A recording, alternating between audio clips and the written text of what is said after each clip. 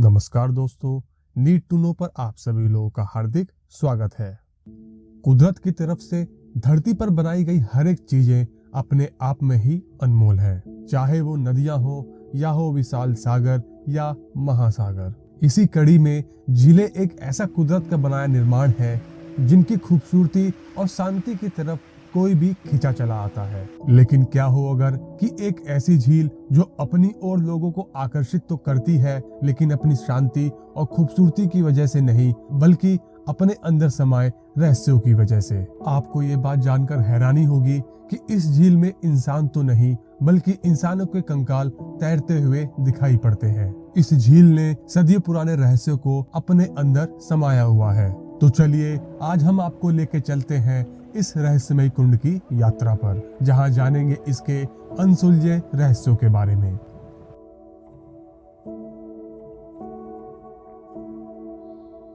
रूपकुंड झील उत्तराखंड के चमोली जिले में 16,499 फीट की ऊंचाई पर त्रिशूल नामक हिम शिखरों के बीच में स्थित है। इस झील को कंकालों वाली झील और रहस्यमय झील के नाम से भी जाना जाता है। रूपकुंड झील 12 मीटर चौड़ी, 10 मीटर लंबी और 2 मीटर से भी ज्यादा गहरी है। अंडा आकार के आकार वाली इस झील में हरे गहरे नीले रंग का पानी मौजूद है, जिसको देखते ही हर कोई इंसान मोहित हो जाता है।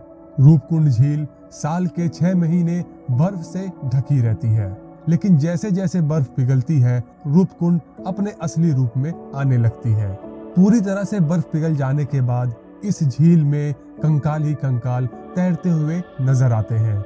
वहीं इन कंकालों के साथ विभिन्न प्रकार के उपकरण, गहने, कपड़े, चप्पल इत्यादि जैसी चीजें भी मौजूद हैं, जो इस झील के रहस्यों को और रहस्यमय बना देते हैं।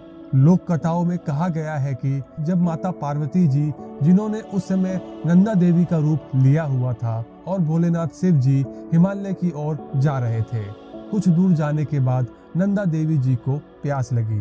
चारों तरफ देखने के बाद भी शिव जी को कहीं भी पानी नजर नहीं आया। तब भोलेनाथ जी ने अपने त्रिशूल की मदद से धरती पर वार किया, और उस वार की वजह से उस स्थान पर पानी का रिसाव होने लगा, और देखते ही देखते पानी का रिसाव झील के रूप में तब्दील हो गया। पानी पीने के दौरान पार्वती जी को ऐसा प्रतीत हुआ कि एक स्त्री का प्रतिबिंब शिव जी के साथ दिखाई दे रहा है। शिव जी इस बात को पहले ही भाप चुके थे, और उन्होंने तुरंत ही नंदा देवी से कहा कि हे देवी, ये प्रतिबिंब किसी और का नहीं, बल्कि आपका ही प्रतिबिंब है। तभी से ये झील रूपकुंड झील के नाम से जानी जाती है। रूपकुंड की खोज साल 1942 में नंदा देवी रिजर्वायर के रेंजर हरिकृष्ण माधवाल ने की थी। कहा जाता है कि माधवाल उस इलाके में किन्हीं दुर्लभ फूलों की खोज में गए थे। फूलों की झील में खोजबीन करते वक्त उनका पांव किसी चीज से टकरा गया था। देखने पर पता चला कि वो चीज कंकाल का एक अवशेष है। माधवाल और उनके साथियों की तरफ से और खोजबीन करने के बाद झील में और झील के चारों तरफ और भी कंकाल बरामद हुए। इन दृश्यों को देखने के बाद माधवाल के साथियों ने बोला था कि मानो ऐसा लग रहा था कि हम किसी और लोक में आ गए हैं। इस खोज के बाद से ही रूपकुंड झील को कंकालों वाली झील के नाम से जाना जाता है।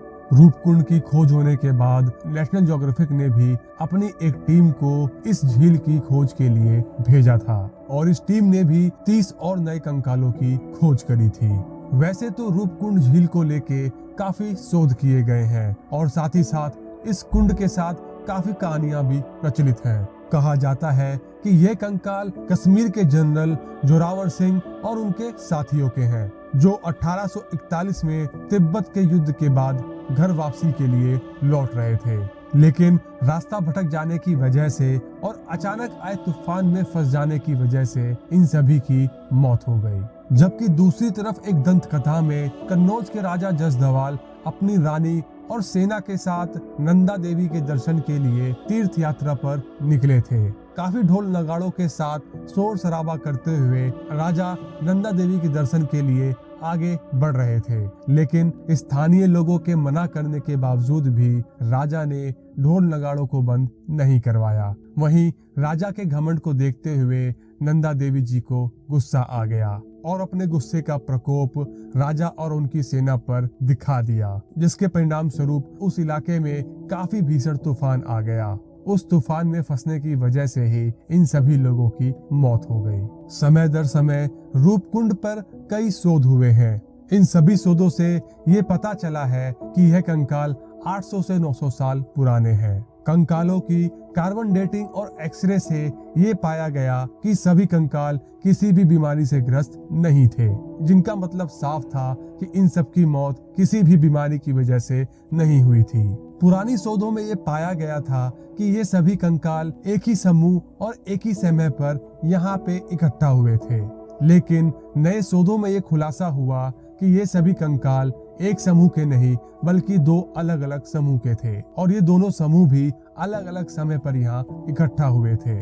सभी शोधों ने एक बात की पुष्टि करी है कि इनमें से ज्यादातर लोगों की मौत सर पर लगी अचानक चोट की वजह से हुई थी। ये हो सकता है कि अचानक आए ओला आंधी वाले तूफान की वजह से इन लोगों पर गेंद की आकार के ओले गिरे होंगे, जिसकी वजह से इन सभी की मौत हो गई। वहीं अब कुछ शोधकर्ताओं ने अपने शोध को बिल्कुल सही करार देते हुए कहा है कि वो भी मानते हैं कि यह कंकाल किन्हीं दो समूह के रहे होंगे और इनकी मौत सर पर अचानक लगी चोट की वजह से हुई होगी।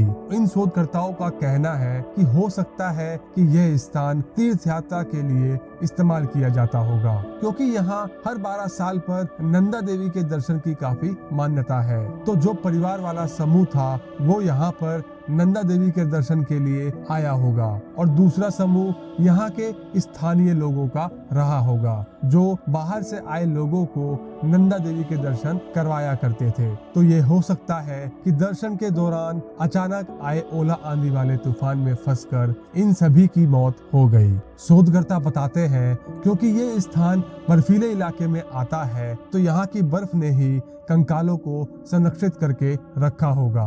बर्फीली पहाड़ी इलाकों में भूस्खलन भी काफी बड़ी मात्रा में होता है, तो ये हो सकता है कि भूस्खलन की वजह से ही काफी सारे कंकाल धीरे धीरे इस झील के अंदर पहुंच गए होंगे। अभी इस नतीजे पर पहुंचना मुश्किल है कि कौन सा शोध सही होगा, लेकिन ये अभी भी रहस्य बना हुआ है कि इस इलाके में इतने बड़े पैमाने पर लोग इकट्ठा क्यों हुए थे और किन वजहों से इन सभी की मौत हुई। रूपकुंड की खोज के बाद ही यहाँ पर भारी तादाद में लोग इस झील को देखने के लिए इकट्ठा होते हैं और उत्तराखंड की सरकार भी इसे रहस्यमय झील के नाम से बुलाती है। हो सकता है आने वाले समय में और शोधों की मदद से कंकालों वाली झील के रहस्य का पता लगा लिया जाए, लेकिन तब तक ये कंकाल इस झील में ऐसे ही तैरते रहेंगे। इस झील पर किए गए शोध चाहे कुछ भी बयां करते हो, लेकिन रूपकुंड का कंकालों वाली झील नाम आने वाले समय तक उसके साथ ही बना रहेगा। तो आज की वीडियो आप लोगों को कैसी लगी इसे कमेंट बॉक्स में जरूर बताएं। वीडियो पसंद आई है तो इसे लाइक और शेयर जरूर करें। अगली बार फिर मिलेंगे ऐसे ही एक और वीडियो के साथ, तब तक के लिए देखते रहिए।